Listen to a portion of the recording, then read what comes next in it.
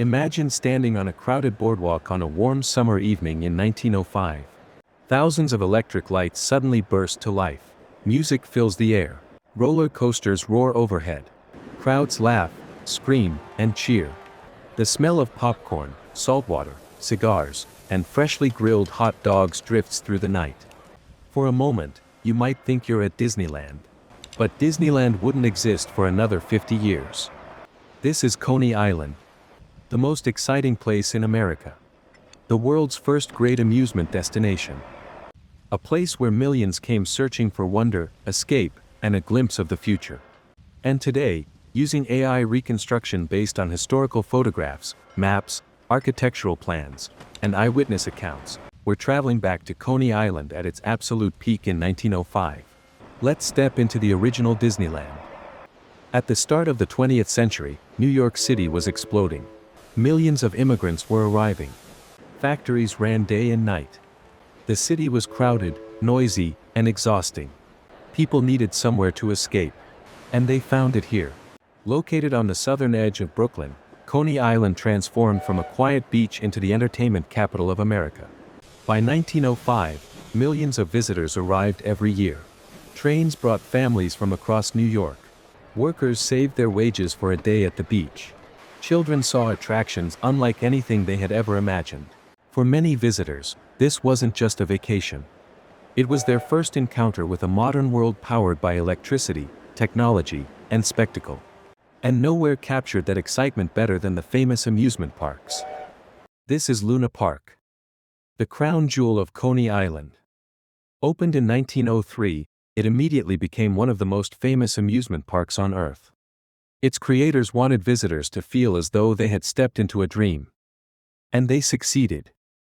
The park contained more than 250,000 electric light bulbs. Think about that for a moment. In 1905, many American homes didn't even have electricity. Yet here, entire towers glowed like giant castles. At night, Luna Park looked almost magical. Visitors often described it as a city made of light.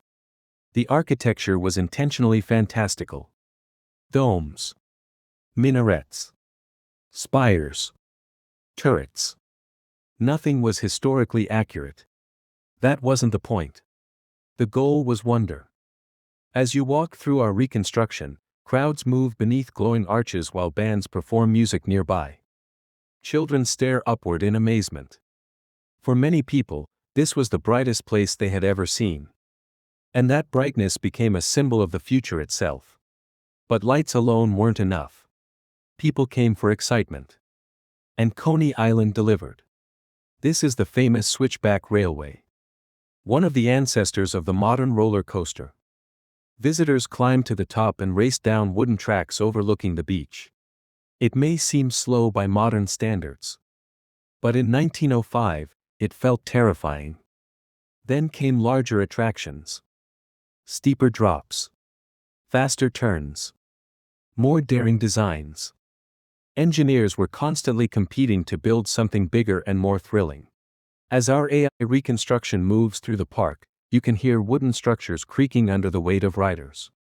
Metal wheels scream against tracks. Passengers grip their seats while others wave excitedly. The amusement industry was being invented in real time. Many attractions we take for granted today started right here. Roller coasters. Dark rides. Funhouses. Midway games. Coney Island became the laboratory where modern entertainment was born. But Luna Park wasn't alone. Just 2 years later, another giant appeared. This is Dreamland. Opened in 1904, Dreamland aimed to be even more spectacular. Its central tower rose nearly 400 feet into the sky. Visible from miles away. The park contained massive exhibits designed to transport visitors around the world. One attraction recreated entire foreign cities. Another simulated disasters. Visitors could experience dramatic scenes they had only read about in newspapers. The line between education and entertainment blurred completely. Dreamland also featured huge water attractions, animal exhibits, parades, and elaborate theatrical performances. Everything was designed on an enormous scale. Bigger crowds. Bigger buildings. Bigger spectacles. Yet beneath the excitement was fierce competition. Each park constantly fought for visitors. Every season brought new attractions. New technologies. New publicity stunts. The result was an arms race of imagination unlike anything America had ever seen. But while the amusement parks grabbed headlines, much of Coney Island's magic happened outside their gates. This is the boardwalk. A world of endless activity.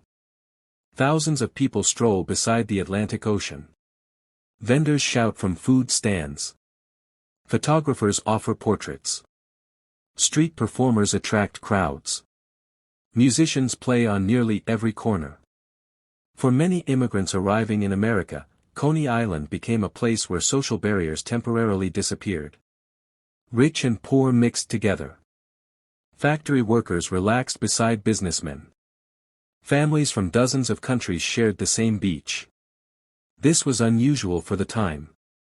Coney Island became one of the first truly democratic entertainment spaces. And the beach itself was a major attraction. Imagine seeing the ocean for the first time. Many visitors in 1905 were experiencing exactly that. Children ran into the waves.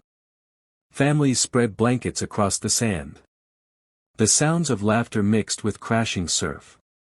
For countless New Yorkers, these became treasured memories. Beyond the rides and beaches, another revolution was taking place. A culinary one. This is Coney Island's food scene. Fast. Cheap. Accessible. Perfect for massive crowds. Hot dogs became especially famous here. Millions were sold to hungry visitors. Food stands lined the streets. Everything was designed for speed and convenience. This may sound ordinary today. But at the time, it represented a major shift in how Americans ate outside the home. Modern street food culture owes a surprising debt to places like Coney Island. You can almost hear vendors calling customers over while smoke rises from grills and crowds gather around counters. Simple food. Big impact. A formula that still works today. Yet Coney Island wasn't perfect. Behind the dazzling lights were real dangers. Most structures were built from wood. Electrical systems were still relatively new. Fire was a constant threat. And in an era before modern safety regulations, accidents happened. Crowded rides occasionally failed.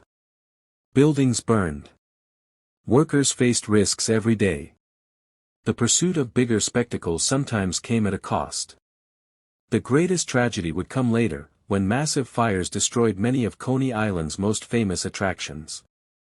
Entire sections of these dreamlike parks vanished forever. That's one reason AI reconstruction is so fascinating. Many of these places no longer exist. Without old photographs and historical records, they would be lost to time. As we step back from 1905, it's easy to see why Coney Island became legendary. This was more than an amusement district. It was a glimpse of the future. A place where technology, architecture, entertainment, and imagination collided. The roller coasters inspired generations of theme parks. The electric lights changed how people viewed cities at night.